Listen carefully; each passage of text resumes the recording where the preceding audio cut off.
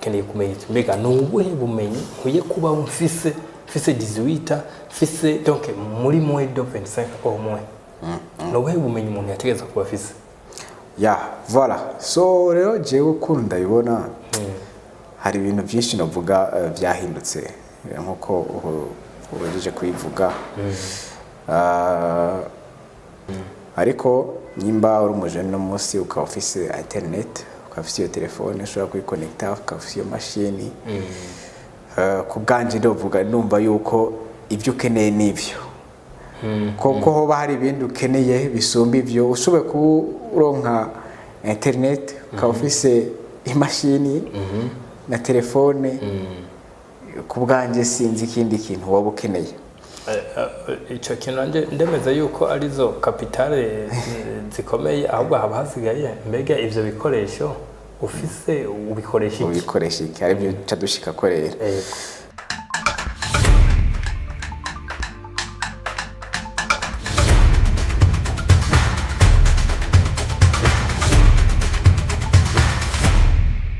bano wanyiba We Talk Business turabaramukije ku mazina ni Shadow nkuko mumaze kubimenyera turi kumwe na Dr. John. Yes, Dr. John atari medical doctor but a doctor in philosophy. Okay. Dr. ndashaka yuko abantu ba We Talk Business ni nk'iki kintu umaze kubona ukavuga iki kintu sinari nzi yuko abantu bacakira nkuko cagenze ati bashobora kuba bacakiranye uburemere busumba nubwo nari nzi canka ati ni nk'iki ego urakoze cyane bona Shadow ariko ibintu byo kuvuga byo ni byinshi bitwakoze ni byinshi twarayaze ku matopike menshi abantu basanze kuba batumenyerenga kuri We Talk Business tuganira ku bintu byinshi bitandukanye mbere tugasangira n'ubumenyi ku bintu abantu batazi ariko hari nka video by'umwihariko iheruka twavuze ku bijanye no gukora ama application uyifashije intelligence artificielle okay ndayibutse so rero ni video twaronse ama feedback menshi yo bwanje ntabyo nari niteze mwarakoze ku bantu bakunze ikiganiro ariko rero cyane bica hacazana kandi kantu umuntu atari yiteze ariko bisa no mu byo twari ko turahimiriza nibyo twashaka ko abantu babona ko bishoboka kuko iyo uzi ikintu ukawuzi n'ibintu byinshi ifo yuko ugendura sangira ubumenyi n'abandi bantu so rero ico kintu rero kimwe kiri mu byatubyoheye cyane rwose kumva yuko hari umuntu yabikoze akaronka ama resultat uko hanini ngaho ico dushaka ni ama resultat yuko urumva abantu bakurikiye ari kintu canangaje kuri iyo video urayivuze bimpaye kwiyumvira ko umwanya utari muto monde y'uyu munsi rikera bajana nabo uyu munsi nyene kandi nkuko twagiye turabisoma mu bitabo tugira iki monde birasaba yuko uyitanga imbere cyane itaragutangayo vyimbitse kuko ijya video yarantangaje ku buryo yuko twabonye yuko hari abantu badukurikiranye mbere baca babimeta an application bibinjiriza n'amafaranga tutari tuzi peut-être yuko hariyo nk'abashobora kuba bayakorera nk'amezi 6 kuko kumenya gukora application umuntu akoresheje intelligence artificielle mbere ugasanga ni nk'umuntu yari yasabwe yuko iyo application yikoresha okay let me say this iyo tuvuze yuko twigisha izi za dropshipping biya bisaba yuko ufise site yawe canke application yawe uza kudandarizako ivyo ukuye kuri za Amazon na za Alibaba website. Ikintu rero cyagiye kunangaza nuko haciye haboneka umuntu ati jewe nari mfise inyota yo gukora iyi application ati hamanza gusanga biza kuntwara ama miliyoni 5 hanyuma cahura n'umwana muto yakurikiranye iyi video twakoze kuri We Talk Business yerekana ingene ukoresha intelligence artificielle mu gukora application atari mukorera ku bihumbi 800 cyo kincara meze kubona testimony mbere sinabonye testimony ahise mvuga nti ati felicitation guys ntumvuze ni ikintu ntaco nemeye atabwo ndangira iyo application ndayiteresharije ndayikoreshe nanje mbone yuko ibintu byagenze abantu ntibashobora kumva uburemere bwa kino kintu dusuye inyuma gatoya kare kugira umuntu akore application byagenda gute yategezwe kuba ari umu programmer karahutaka yego yarabyize kabisa ukamara ndabizi bya programmation uramara imisi wicaye ariko no munsi tuzi yuko hariho intelligence artificielle ishobora kugufasha mu minota 5 kaburonse application kaburonse 3 kaburonse website so rero ni opportunité uyu mu jeune uko no mu jeune akiri muto cyane ya profise araraba video twakoze ngaha arameta en application aracangamuka araja kugurisha baramu amafaranga nasanze hari n'ubundi muntu nabonye yaciye atanga feedback avuga nti iki kigwa kuva igihe mu gitanga muri conference y'Ibubanza ati nagerageje bitari bikatiriko ndavuga ni surprise ndabateguriye donc byaranezereye cyane kubona abantu badukurikirana kandi nk'icyo tubasaba yuko izo yadukurikirana ko bikwiye kuba byari umusaruro twatego turayibironka ama feedback donc ugasanga ni wa mwana avuga ni vraiment jewe kudakurikirana talk business kubona video ugikorokera ko n'ibintu cyashira hafi nkabanza ati kuko mbanze yiko masaha make cyo kintu ngenda kijaza amafaranga kuko ni nuwo mwana nyene inyuma yaho tumaze gukwerekana ingene umuntu ashobora gukora indirimbo yaciye akorera indirimbo ikigo kiraho cyari yari karamamaza baca bamuha 800 sinzi umwana ashobora kuba exactement bifisemo n'amahigwe voilà so none reka tumere nka tugiye ko ubona kuko twabonye yuko isi turimo ubunye kabisa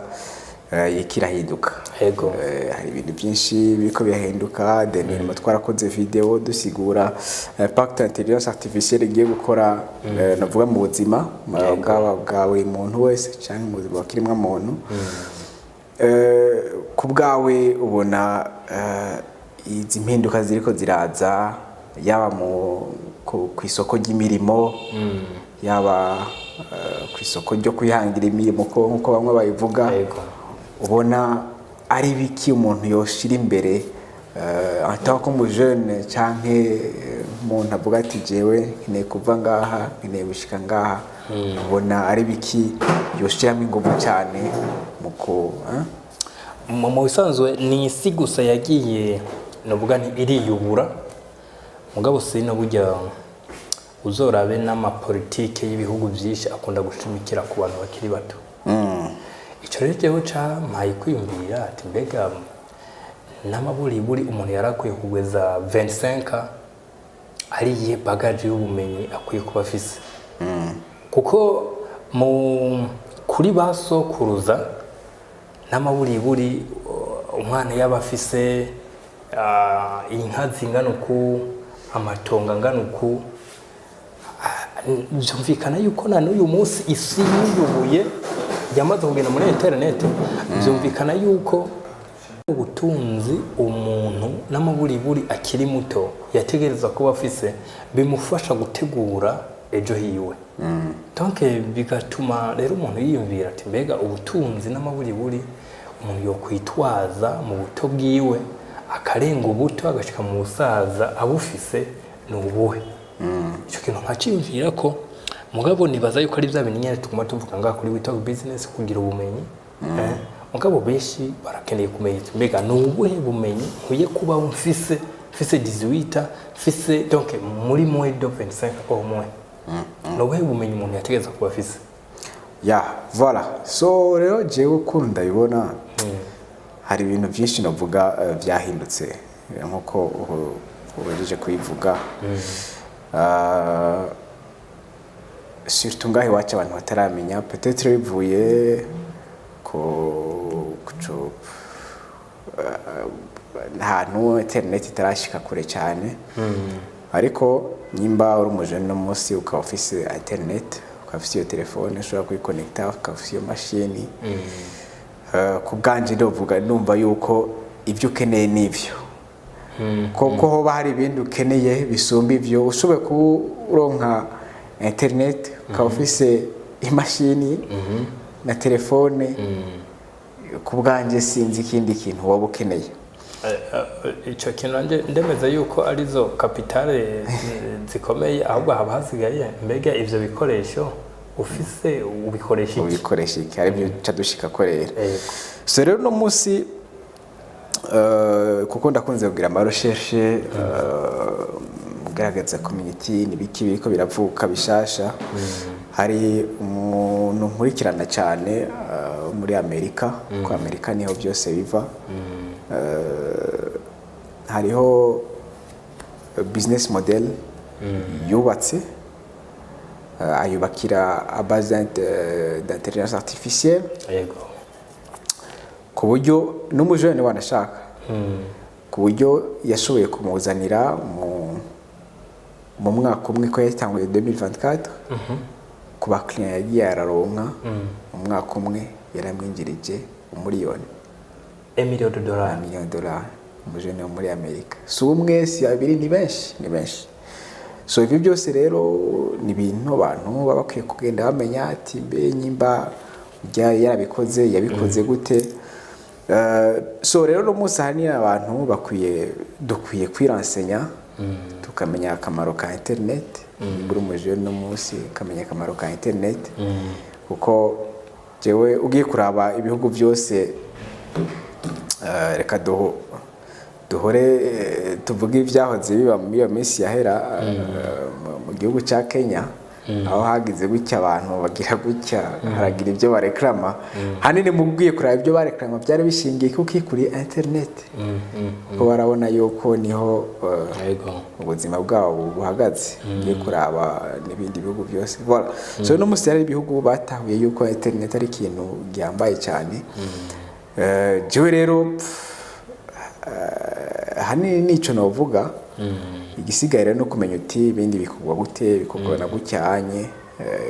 ama tukoza turasangira no umenyiga kuri ari ikintu uvuze yuko mu bintu umuntu ari munsi ya 25 yategeza kuba afise. Uravuga internet, uravuga telefone, computer. Hari ikintu kice kinza mu monde y'uyu munsi bisaba yuko ukominikana n'isi yose. Gukominikana n'isi yose si ukuvuga yuko uzoba uzi rwa rurimi rw'ikirundi gusa, si ukuvuga yuko uzoba uzi rwa rurimi ruri national. Birasaba yuko ubuzi ururimi international, ukamenya icyongereza, ukamenya igifaransa kugira ushobore gukominikana na monde yose. Hari ikintu nigeze kubona ku muntu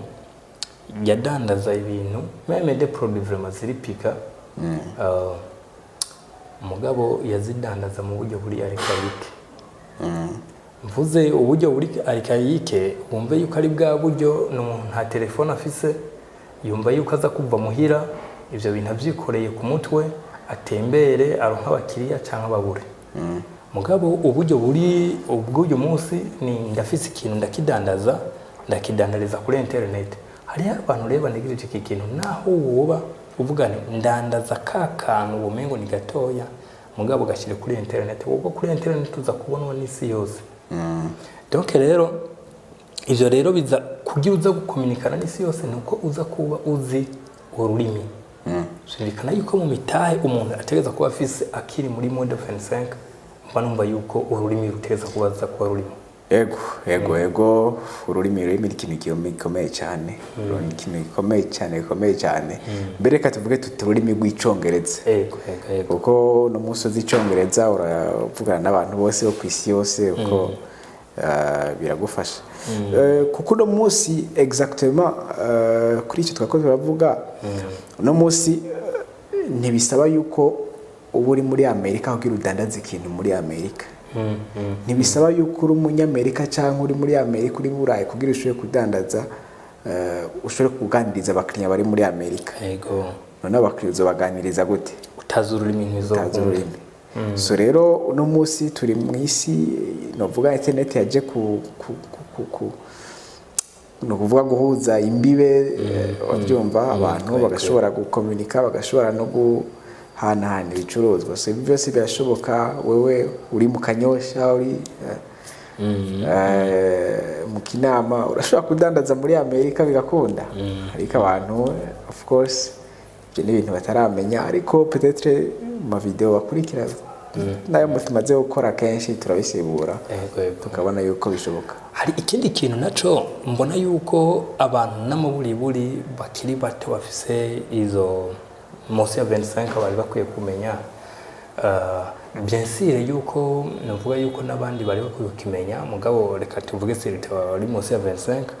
ni kumenya iyi si iri kiraje byaba ngombwa ukayitangayo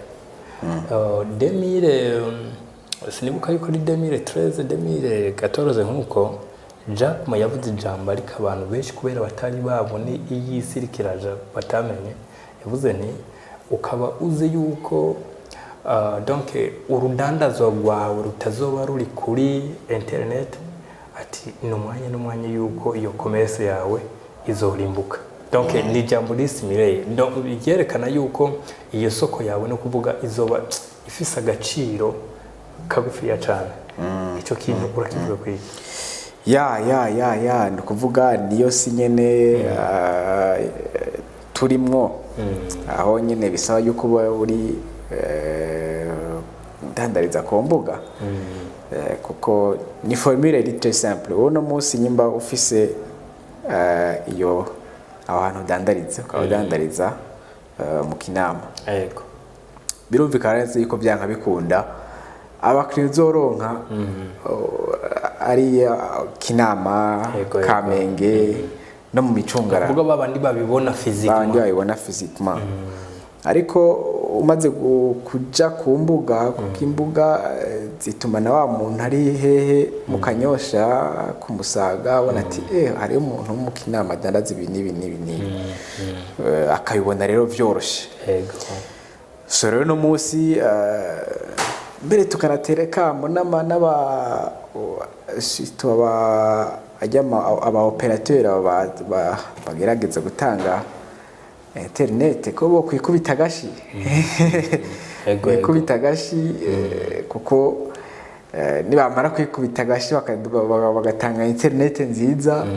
abantu bazoshobora ku explora internet kuno musi okay no musi era abantu biconnect avuga ati naguze ngo je navyo senzi ko ibyo bintu bibaho nabimenye jo bundi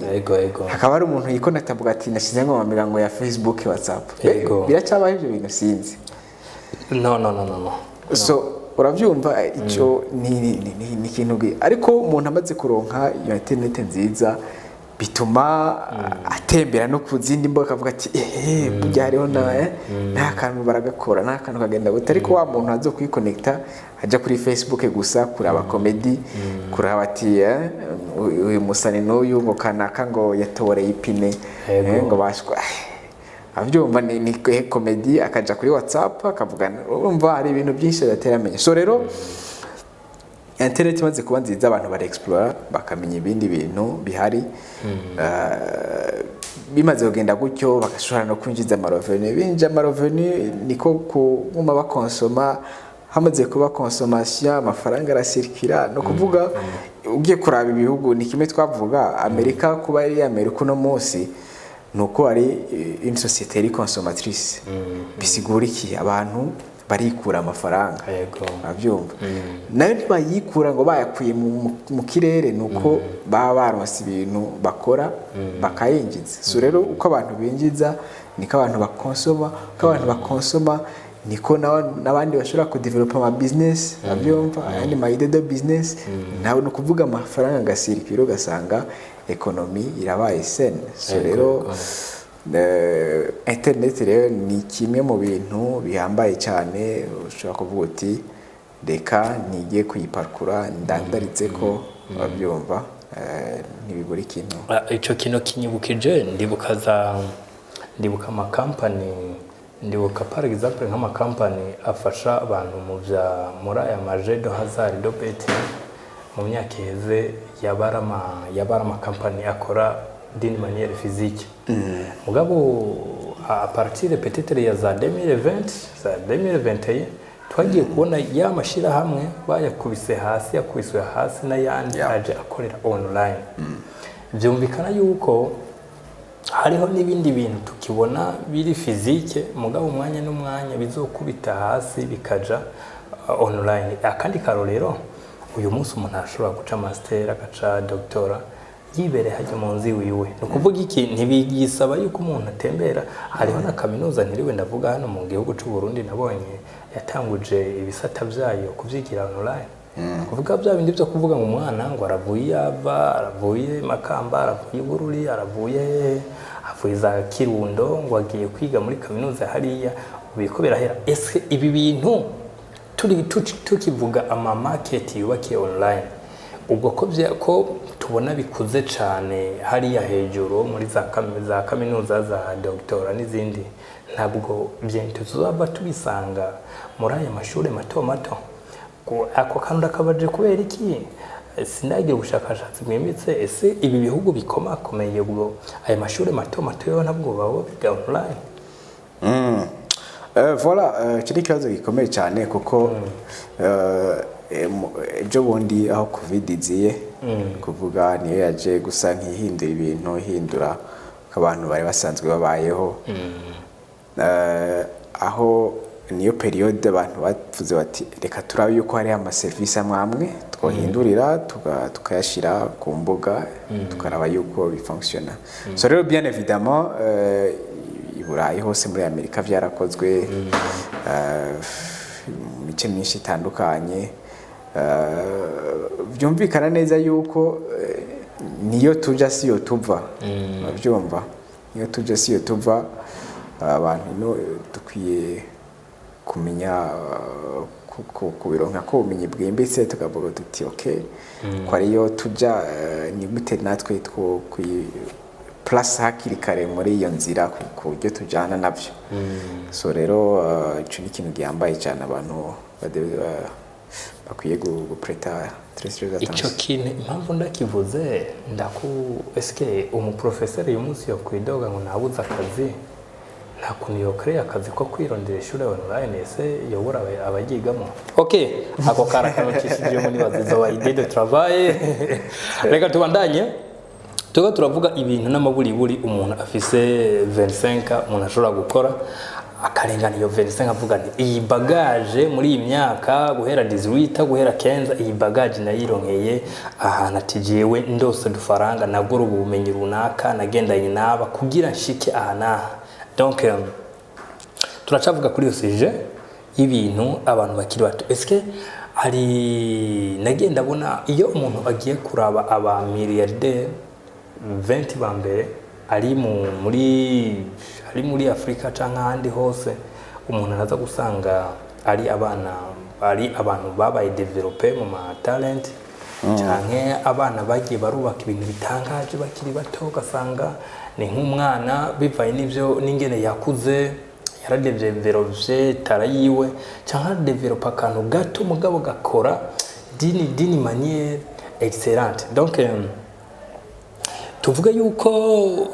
yuko n'uyu munsi bigishoboka kuko hari nk'umwana wo muri Kongo nigeze kubona yakorera mu bintu bya restauration akavuga nti no. Donc yafashe izina nashine projet yiwe yafashe izina ry'umwana donc yari bizarre yarazwe d'une manière bizarre hanyuma mu nyuma nkaba uzubona ngo tugira dufashe umuntu uwo mwana akaba yitwa nka Damien par exemple nawe araca ufata ama restaurant yiwe aravuga nti ntazwi ku rugero aca yitirira rya zina rya wa mwana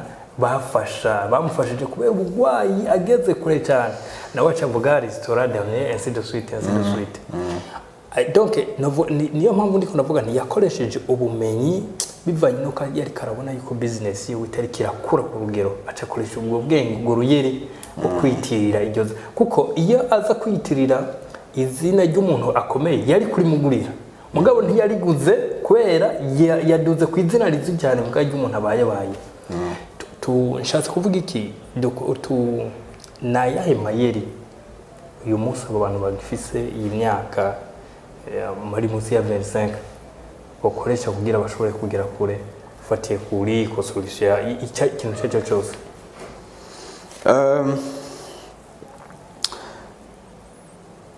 bien sûr igihe cyose cyangwa periode imwe yose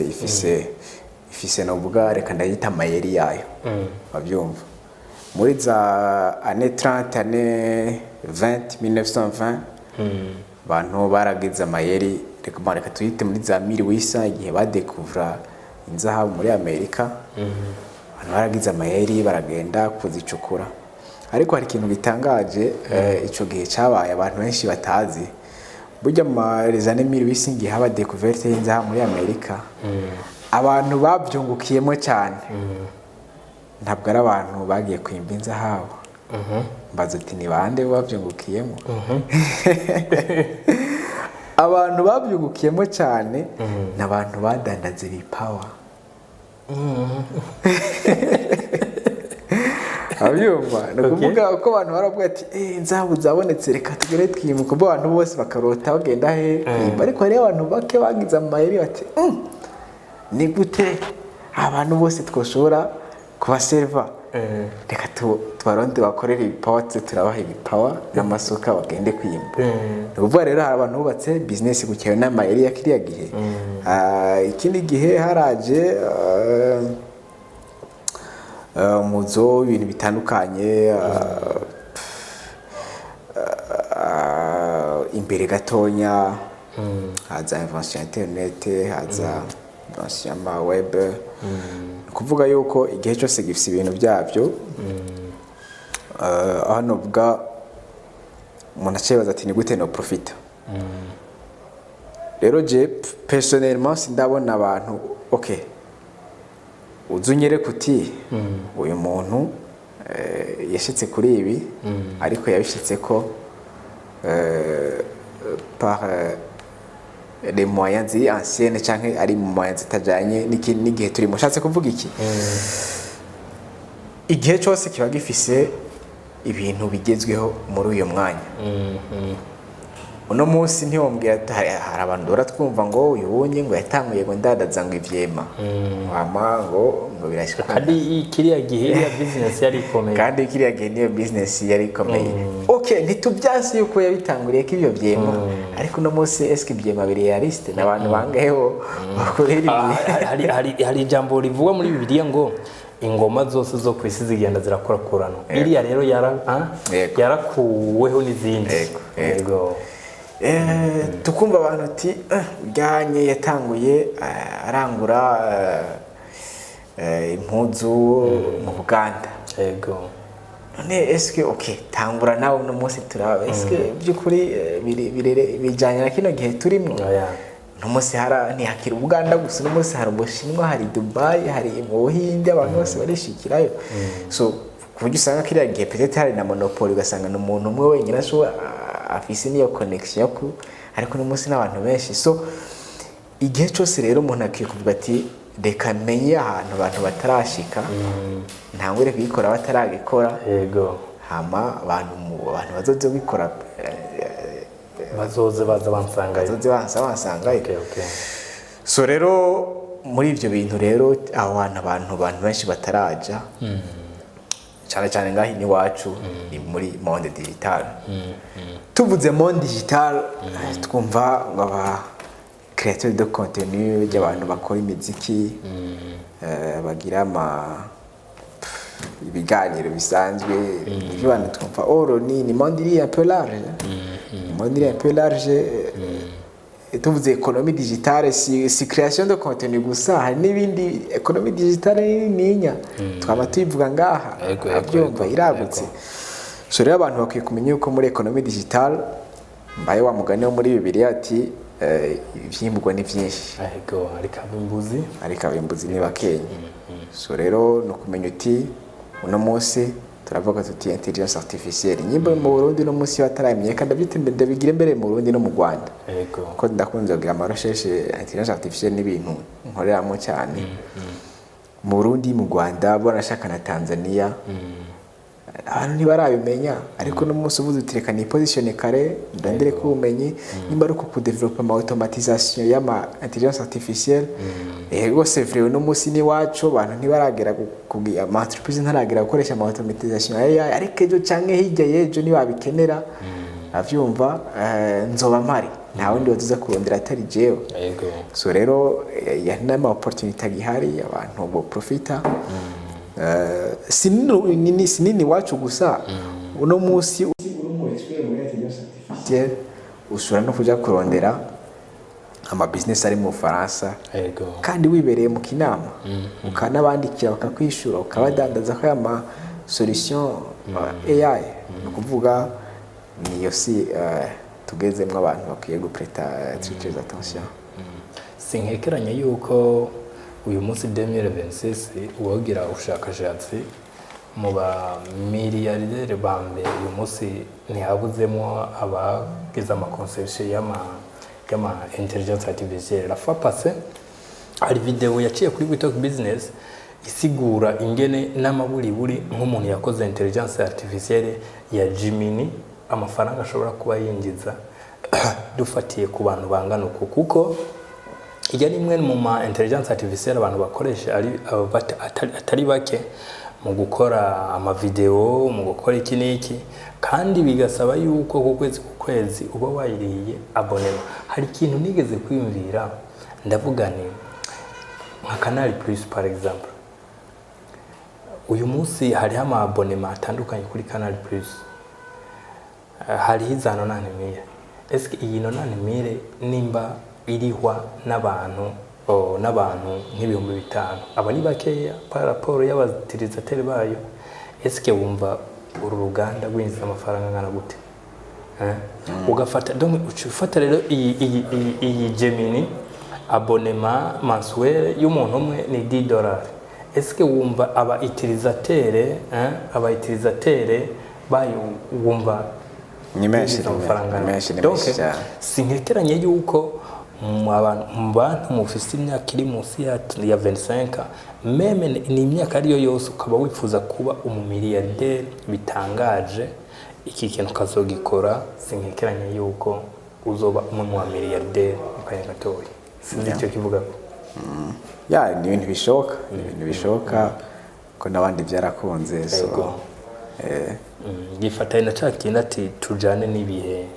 bya kera byatanga biriya bigatanga ama opportunity ariya n'ibihe byo kuko nk'ibihe nka benshi mu byo baricuza za 2020 za 2010 za 2012 kuba bataguze ama cryptocurrency yantuze ya Bitcoin sidoswite bamwe mbere tukabona bahimbaza iminsi mikuru aho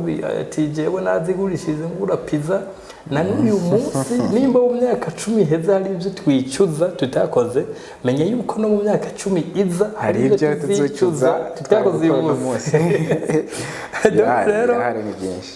ni umwanya mwiza yuko umwanya kuba ndakunza kubivuga nimba byakunze kufungura kumba amagara ameze neza ubwenge buratembera neza, ni umwanya wo kwiyumvira ikintu cyo tuma utazicuza mu myaka 10 imbere. Niyo mpamvu iyo umuntu avuze ngo mfite amafaranga ngo nkora iki,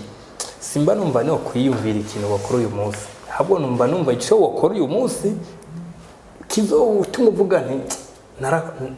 Imana yarakoze kuba narakurikiranye wito business muri 2026